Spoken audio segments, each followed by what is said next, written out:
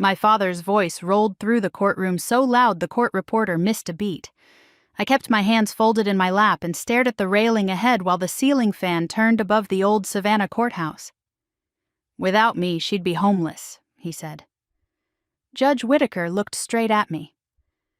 "So they truly do not know," he said quietly.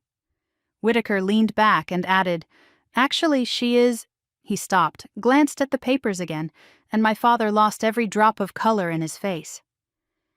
My family had been telling a story about me for years, and I had let them. I am Eleanor Vale, 61, divorced, retired, and until that day Savannah thought I was a useless old woman living off my father's charity. My father, Graham Vale, was 82 and still moved through the world like it belonged to him. He had made money in construction and never forgave anyone for forgetting it. My mother died 12 years ago, and whatever softness remained in him died with her. My younger brother, Ian, could do no wrong.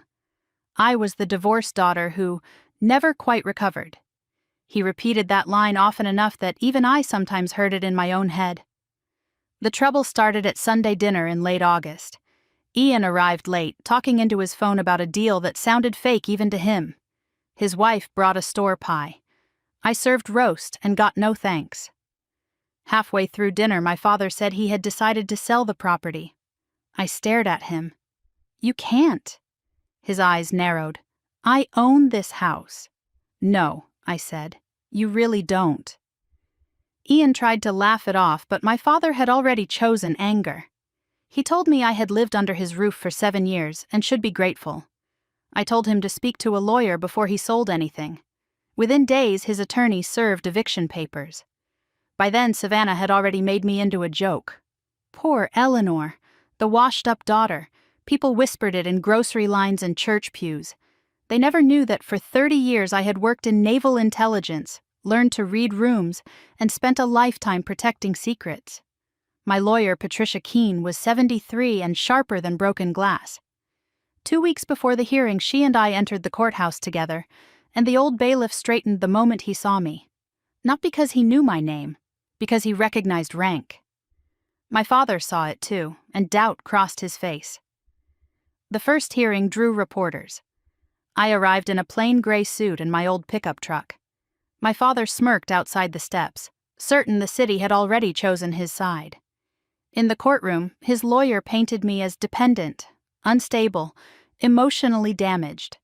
I sat still and let him perform. Years ago, I had faced men who lied over maps and missile routes. Compared with them, he was only noisy. Then Judge Whitaker paused over a file and asked for another hearing. He had seen enough to know the story was crooked. The second hearing was worse for them. Patricia laid out the trust documents, the wire transfers, the purchase records.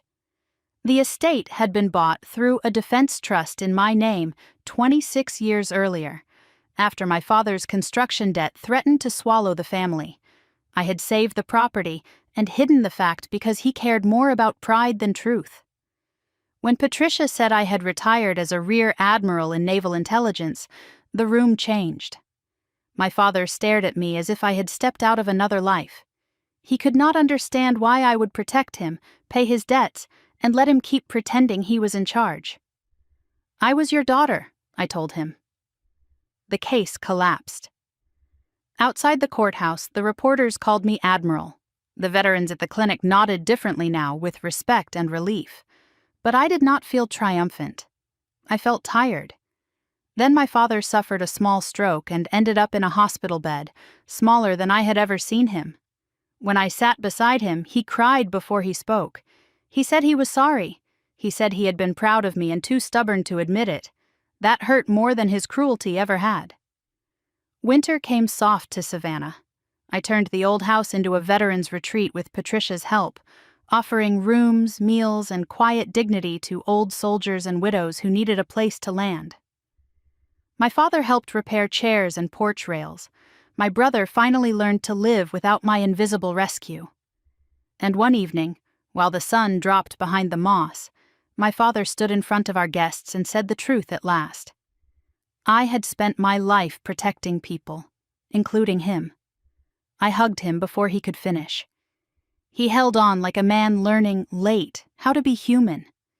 For the first time, the house felt like mine in the only way that mattered. Full of people who had stopped pretending.